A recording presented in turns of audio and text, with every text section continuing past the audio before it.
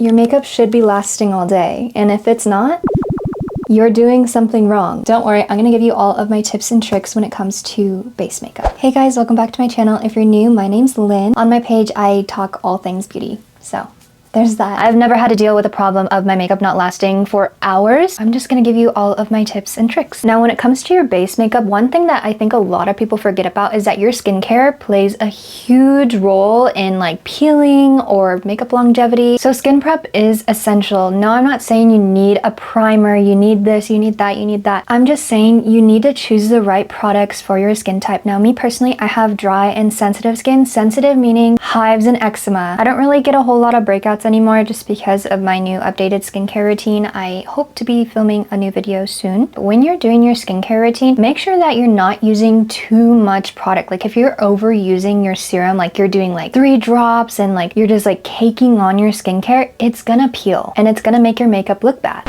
Sorry, I'm very blunt. I also like to let my skincare kind of settle in place before doing my makeup. 15 minutes, 30 minutes, an hour, just depends on what I'm doing in the day. Product wise, I want to start off with sunscreen because I feel like a lot of sunscreens do peel underneath makeup and a lot of sunscreens don't look that good. This is the one I've been using for over a year now. It's from Skin1004. I already put this on, so I'm not going to put it on again because my makeup's gonna peel. Again, don't layer too much skincare on. But this one is very lightweight. It doesn't leave a white cast on me, but I've heard that some people it does, so just be wary of that. This one's very hydrating and I've never had a problem with it, so this is like my 20 millionth one. Moving on, personally, I like using a milky essence, milky toner. These are the two that I use and recommend. I used to use this more in my skincare routine and less in my makeup routine. So this is more like skincare. This is more like makeup to me. This one is very milky, very hydrating. However, this is the one that I've personally been using the most lately. Like if you've been watching my Get Ready With Me's makeup tutorials, I will probably be using this. This is from Point of View. I would say compared to the Haruharu Wonder, this one's a lot thinner. And this is their Soothing Priming Milk. They sent this to me a while back and it kind of looks like water, but it's super hydrating and it leaves a really nice glow on the skin. I like to just do a very thin layer and then I like to just let it settle for a couple of seconds because if you like go too fast in your makeup routine, the products don't settle into your skin, and that is a very important step. Because I'm going to use a light medium coverage complexion product, I want to make sure that I'm color correcting the redness on my face. My face doesn't look too red right now. Sometimes it could be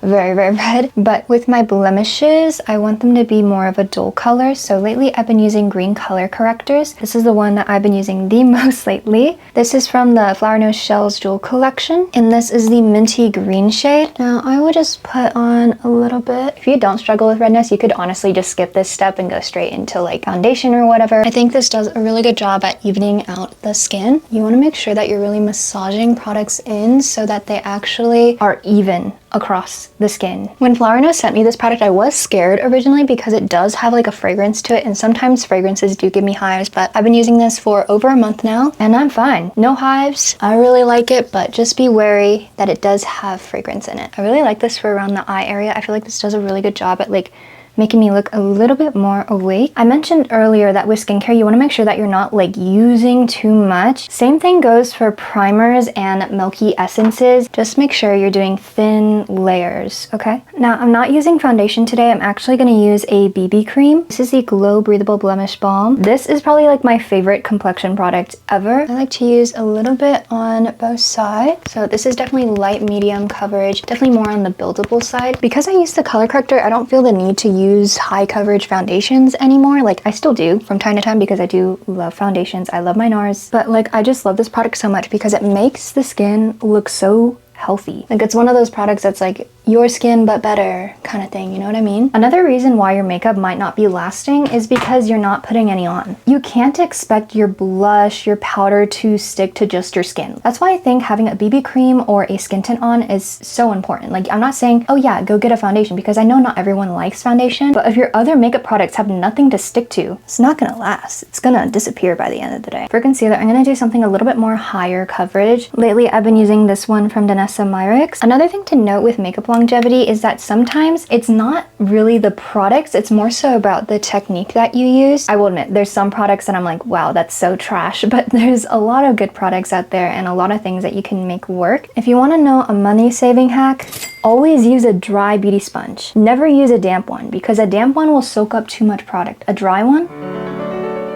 you end up saving money. That's how my brain works. I kind of use a mixture between like affordable makeup and higher end makeup. It just depends on like how I'm feeling. Now for setting powders, a lot of them do the same thing. Not all setting powders have the same longevity. I've just found that sometimes you do have to apply setting powder like throughout the day. I'm fine with it. I don't care. I will take my makeup with me on the go. Some setting powders are going to last like a long time. Others, not so much. I'm just going to use the powders that last the longest on me personally. I like first going in with a translucent loose setting powder. This is the one I bought a while back. It's from Danessa Myricks. I'm going to kind of just dip my brush into it. I don't think using a big fluffy brush is like the best decision, but I've been doing it like this for a long time and I just don't see myself using anything else. I like setting my forehead in place, and then I like going on my chin and going like this. I'm gonna go ahead and do my eye makeup, my contour, and like a couple of other things, and then I'll be back for like blush, setting sprays, all of that. I know a lot of people say that less is more. I agree somewhat with that statement, but if you want your makeup to makeup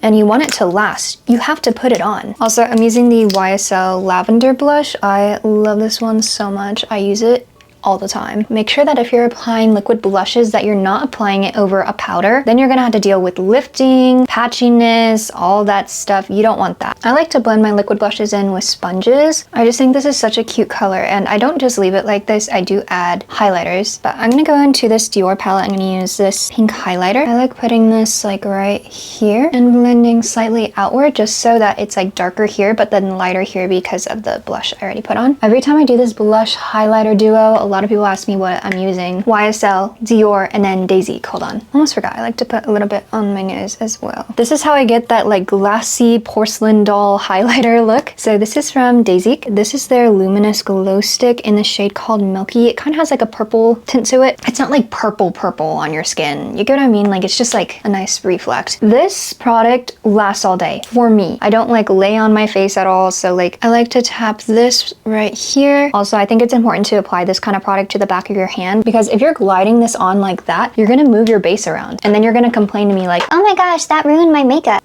Next step for setting spray, I use these two because they both do kind of different things. When I went to an amusement park, I used these two setting sprays. My makeup lasted all day. I even cried, and the only thing that really moved on my makeup was the glitter underneath my eyes, which isn't the biggest deal in the world. Like I like being sparkly. There was no like cry stains or whatever. I have to thank these two. So this is the Milk Hydro Grip setting spray. I like this one because it's very hydrating and my skin is like very dry. Make sure that when you're applying setting sprays that you spray it like a couple times first, because sometimes like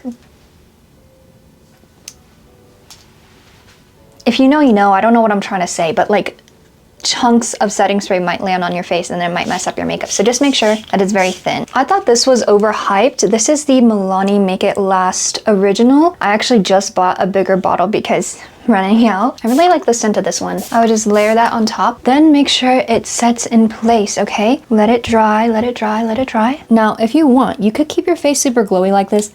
I hate this.